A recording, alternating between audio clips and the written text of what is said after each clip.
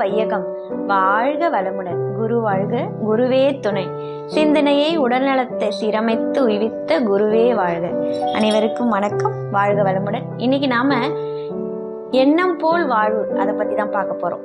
எண்ணம் போல் வாழ்வு அப்படின்னா நம்மளோட எண்ணம் எந்த அளவுக்கு உயர்வா இருக்கு. ஒரு மனிதன் தன் எண்ணத்தை கொண்டே தன் வாழ்வை மிகவும் சிறப்பாக அமைக்க முடியும்.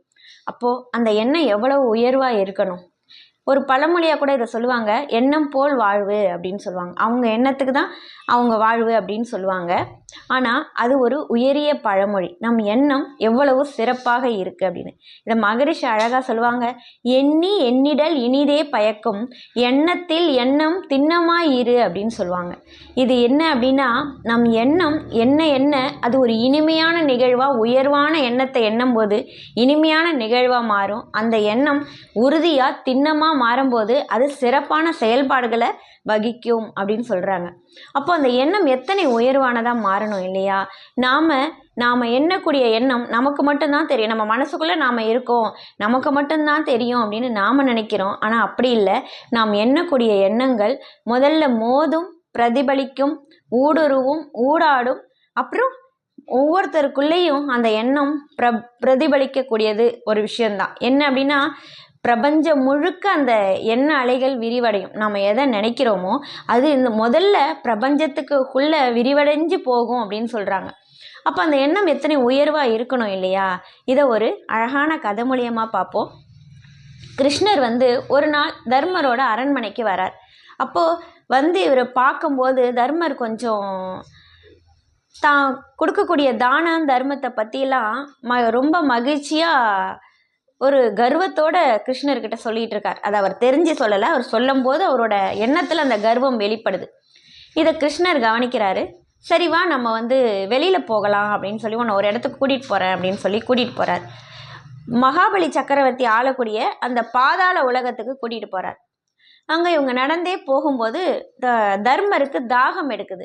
அப்போது சொல்கிறாரு, எனக்கு தண்ணி வேணும் கிருஷ்ணா, ரொம்ப தாகமாக இருக்குது அப்படின்னு. இதோ இந்த வீட்டில் வாங்கிக்கோ அப்படின்னு சொல்லி ஒரு வீடு இருக்குது. அந்த வீட்டில் போய் ஒரு அம்மா கிட்ட தண்ணி கேட்கும்போது அந்த அம்மா தங்க கிண்ணத்தில் தண்ணியை கொண்டு வந்து கொடுக்குறாங்க.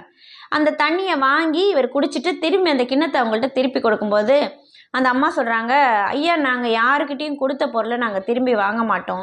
அது தங்கமாகவே இருந்தால் கூட நாங்கள் அதை திருப்பி வாங்க மாட்டோம், அதை நீங்களே வச்சுக்கோங்க அப்படின்றாங்க. 2 பேருக்கும் ரொம்ப ஆச்சரியம். தர்மர் ரொம்ப ஆச்சரியத்தோடையே வராரு. மகாபலி சக்கரவர்த்தி இருக்கிற இடத்துக்கு வராரு. அப்போ தர்மரை கிருஷ்ணர் அறிமுகப்படுத்துகிறார். இவர் தான் தர்மர். இவர் ஒரு நாளைக்கு 500 பேருக்காவது தான தர்மம் பண்ணுவார், ரொம்ப சிறந்த உடைவள்ளல் அப்படின்னு சொல்லி அறிமுகப்படுத்துகிறார். இதை கேட்ட மகாபலி சக்கரவர்த்தி காதை பொத்திக்கிறார். இப்படியாப்பட்ட வார்த்தைகளை எங்கிட்ட சொல்லாதீங்க அப்படின்னு. கிருஷ்ணருக்கு ஒன்றும் புரியல. ஏன் அப்படி சொல்கிறீங்க அப்படின்னு கேட்கும்போது அவர் சொல்கிறாரு, என்னுடைய நாட்டில் நான் தானம் பண்ணணும் அப்படின்னு ரொம்ப முயற்சி பண்ணுறேன், என்னால் முடியல. நான் யாருக்குமே இங்கே தானமே என்னால் கொடுக்க முடியல.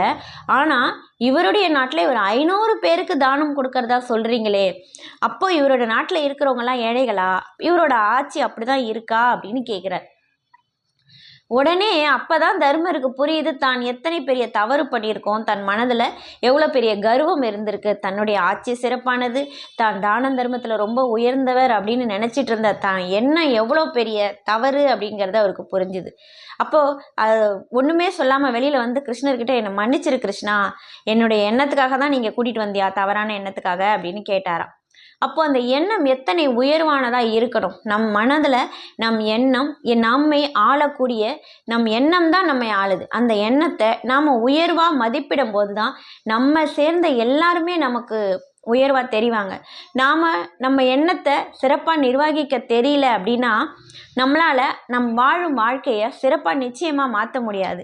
தேடி சோறு நிதம் தின்று பல சின்னஞ்சிறு கதைகள் பேசி மனம் வாட துன்பமிகு உழன்று பிறர் வாட பல செயல்கள் செய்து நரை கூடி கிழப்பருவம் எய்தி கொடும் கூற்று கிரையென பின் மாயும் வேடிக்கை மனிதரை போல் நான் வீழ்வேன் என்று நினைத்தாயோன்னு சொன்னார் பாரதி. அதாவது நம்ம எண்ணத்தில் தினமும் சாப்பிட்டோம், தூங்கணும், தன்னுடைய வாழ்க்கையை இயல்பான முறையில் நிறைய பேரை கிண்டல் பண்ணிக்கிட்டு நம்மளும் கவலைப்பட்டுக்கிட்டு வயசானதுக்கு அப்புறம் இறந்து போகிற சாதாரண மனுஷன் மாதிரி நான் வாழ்வேனா அப்படின்னு கேட்குறாரு பாரதி. இப்போ நம்ம எண்ணம் எந்த அளவுக்கு உயர்வாக இருக்கோ அந்த அளவுக்கு நாம் சிறப்பாக இருப்போம். அது மகரிஷி அழகா சொல்லுவாங்க, உள்ளொன்று வைத்து புறமொன்று பேசினால் உள்ளொளி தீயாகி உடலை கெடுத்து விடும் அப்படின்னு.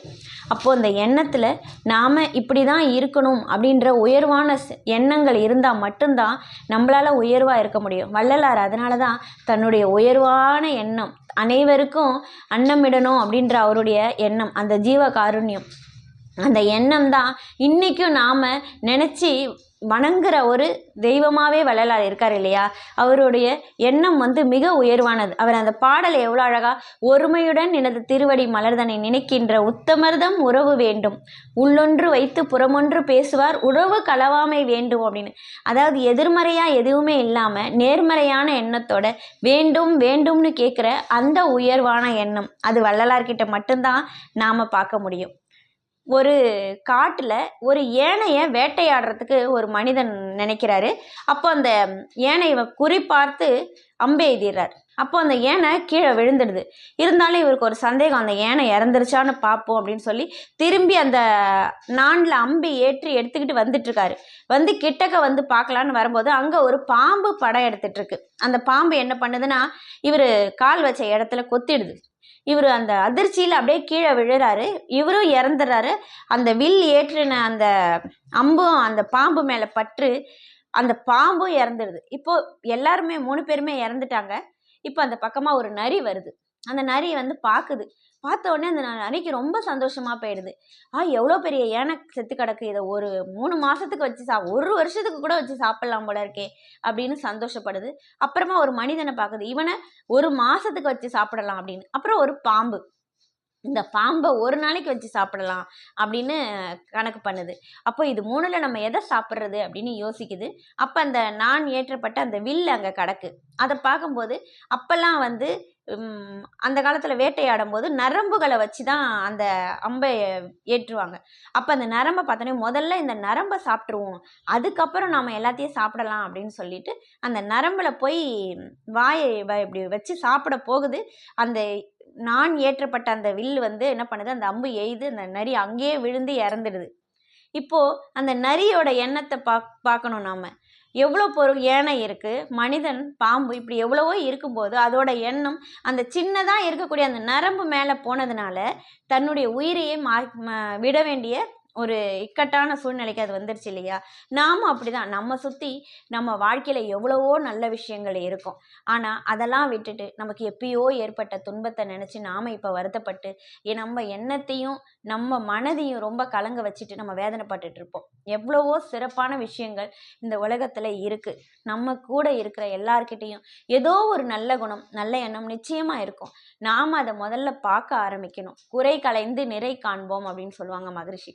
அப்போது மற்றவர்கள்ட்ட இருக்கக்கூடிய குறைகளை விட்டுட்டு அவங்களுக்குள்ளே இருக்கிற நல்ல எண்ணங்களை நாம் எடுக்க ஆரம்பித்தோம் அப்படின்னா நம் மனம் எண்ணத்தில் மிக சிகரத்தை தொடலாம். உயர்வான எண்ணத்துக்கு நாம் செல்ல முடியும். இன்னைக்கு எண்ணம் பற்றி சிறப்பான விஷயங்களை பார்த்துருக்கோம். இன்னும் வரும் நாட்களில் நிறைய தகவல்களோடு உங்களை சந்திக்கிறேன். நன்றி, வணக்கம். வாழ்க வளமுடன்.